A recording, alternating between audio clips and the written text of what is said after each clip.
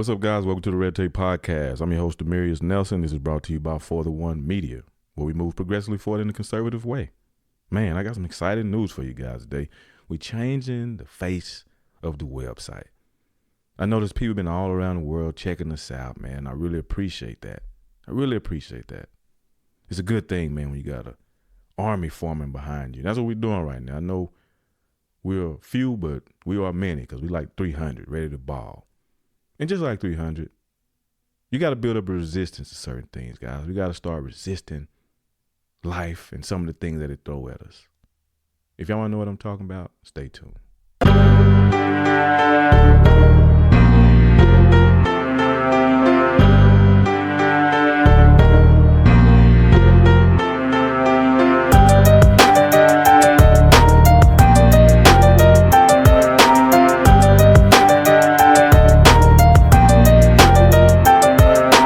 Oh man, I'm excited today. I get to use the 300 reference. That's one of my favorite movies of all time because of what it represents. You see the many conquering the few until they're betrayed by the one.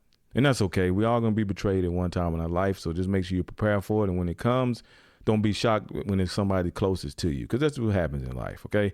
When you looked at 300 in the movie, I know y'all didn't look at it to experience any of this deep knowledge that I'm about to kick to you guys right now. You looked at it because you're like, the lady's like, oh, the abs are amazing. And the guy's like, man, yeah, they are amazing. Where's that workout tape? I think that was like the number one workout tape for a while because 300, all them dudes in there, King Leonidas doing his thing. My favorite part is, this is Sparta, you know what I'm saying? And them boys said, let's get to war. That's what it is, man. When you're part of any resistance, that means you are prepared for the battle. You're prepared for the fight. You are the front line. You are the end line too. You are it. In any good resistance, you have to have that mindset that I am it, but I'm going to stand nonetheless. Just like 300, you see those guys standing up there against the Persian forces, and they constantly just taking it. And they handling it because they prepared.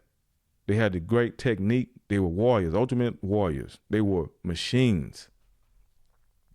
And a lot of times in resistances, when you see, it's a lot of instances where resistance doesn't work or stand up because the people aren't prepared. When you're prepared for a change, when you're prepared to implement change, you have to be prepared and have a great strategy to do the necessary work that needs to be done, or else you will fail. Now, failure doesn't look, just because somebody died doesn't mean it's a failure. Like I think about the Challenger. And they fell, and those guys lost their lives on that day. But they died for something.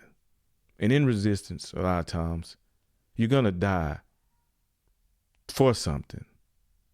And that's what the resistance is for, to make changes in a new way, to bring about liberation, to bring about or to protect those freedoms that you currently have, like I spoke about yesterday. And that's what it's about in the resistance. In the resistance, you got to be strong. You got to be willing to take on what's coming at you. And you have to also motivate those and continue to inspire everybody around you.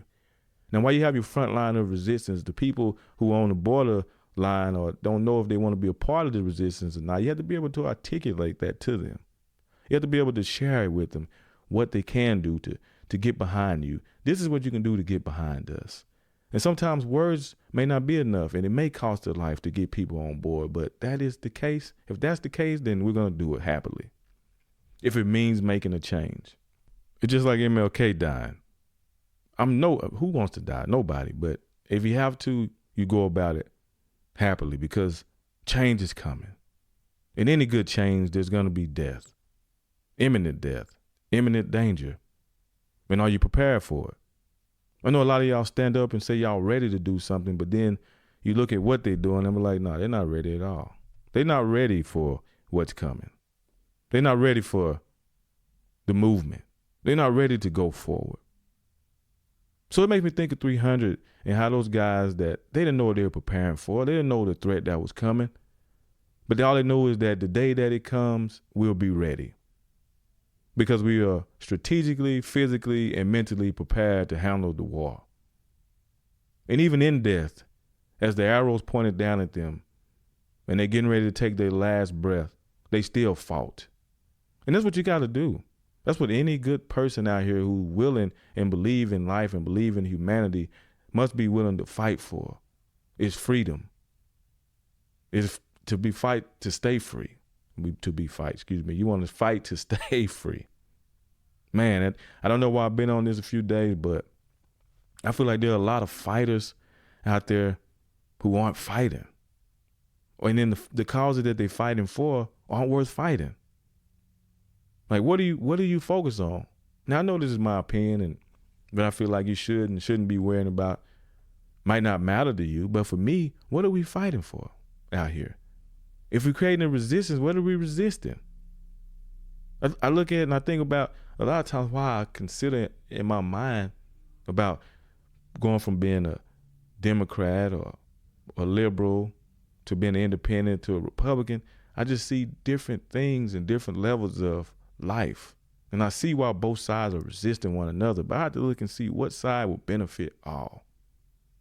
It's just like people are bothered by the fact that these big companies get these tax breaks. But these big companies are supplying people with jobs. They are blessing people with jobs. And if these breaks happen, it's just a part of it.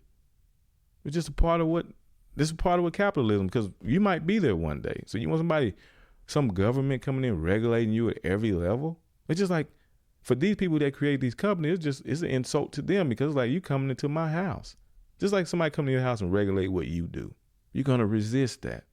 And that's what we're seeing right now. A lot of resistance. Some of it's unnecessary. Some of it is needed. Because if our rights are being impeded upon or violated, then guess what? We have our right to fight, and we must resist, and we must stand strong in our beliefs. If they're worth fighting for. Some beliefs aren't worth fighting for. If it's about life, if it's about taking somebody's freedom, we're fighting for that. Like I said yesterday. If it's just about because you want to be, in your mind, have this little right because it just benefit 2-3 people in the world, in America, what are we fighting about it for? Are you free now? Are you able to do and accomplish everything you want to accomplish without anybody infringing upon those rights? Okay, then good. We don't need to fight that battle, but there are battles worth fighting. Some battles like protecting our borders, but at the same time, understanding that this is America and we can allow people to come in, but you got to protect your borders. That's a fight worth fighting. We can't just allow people to overrun our borders on any side, because we must stand and fight for our people that are here. And then we can bring more people in once we have the establishment of, you can't just run over across the border because you feel like it. That's worth fighting for. What's also worth fighting is for other countries who need help. Because one thing about it is, if we help create better countries, if we help other countries that have a dream of being free, like we had a dream, like my people have dreams of being free, then we're going to help those people stay free. Because the best thing is to have good allies and good friends, and we all standing together against the true evil that may be out there. The true evils of regimes that want to just take the world over. See, when you meet people with that mentality, you do have to watch yourself. There are people who work with you that want to just take over. So you have to be cautious and wise in how you move. There are things in America that are great, that I love, but there's also things that I would definitely resist. If I see police brutality, we have to resist against that, and we have to stand up for it, because that means we need to have better training. I don't know the instance of what the person did, but I do know who had the gun. So we have to be aware, and we have to resist the urge to do those things that might cost us our jobs, our lives. And then if they do cost us jobs or lives and there was an injustice in that, then we need to address it as such.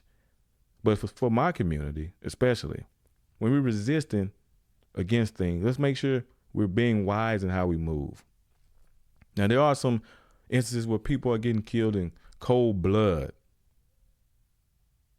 But there are instances where our people are reacting in those situations. And it's like, people say, regardless of how they react, the police should have had better awareness and had more resolve to not use that type of force, show some restraint.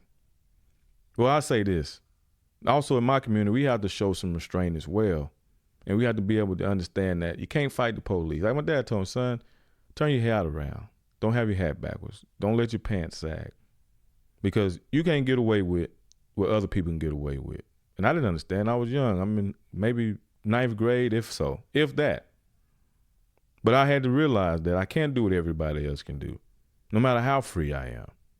Just like being a Christian, I can't do what everybody else can do, no matter how much free will I have. I still have a standard, and I understand that I'm black. And I realize I can't do what everyone else can do because I'm black.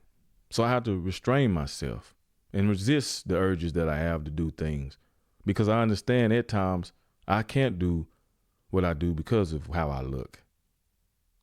Now, does that limit me? Not at all. It just made me be more strategic in how I move and how I move in certain circles, because nobody gonna stop me from doing what I want to do. But I do have to be careful in how I go about doing it, because if a white man pulled me over, he might not be as comfortable with me as he is with his own people. And I know y'all say, well, that's wrong. And y'all might say, well, that's a problem.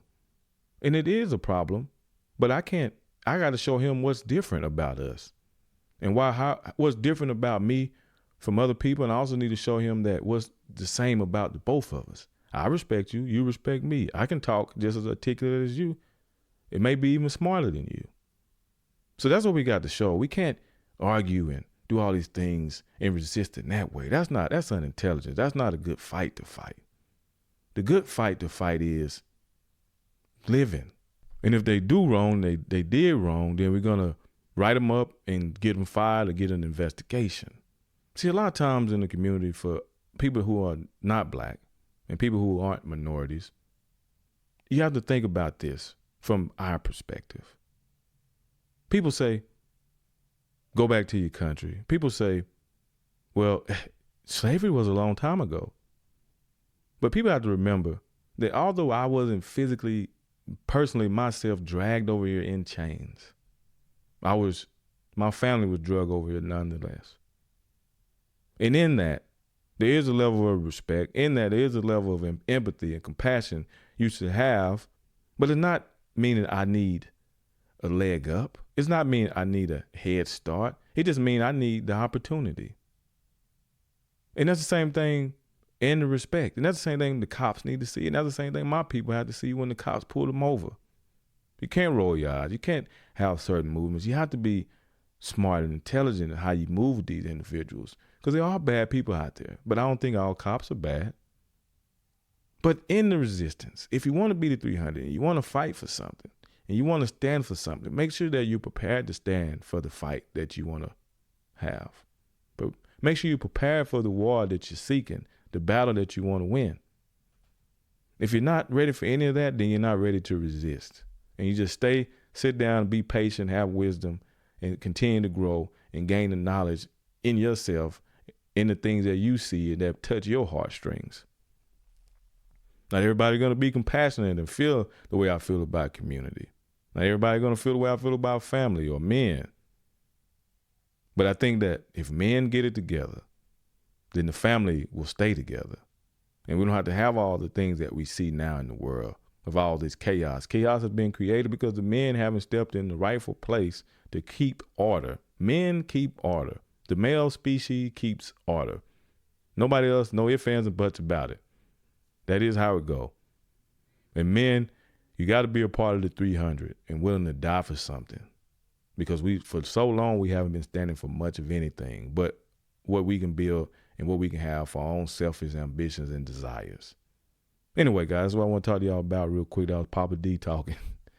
Yeah, y'all stay tuned to the Red Tape Podcast. As always, have fun on here for sure. Tune in to check us out at fortheonemedia.com.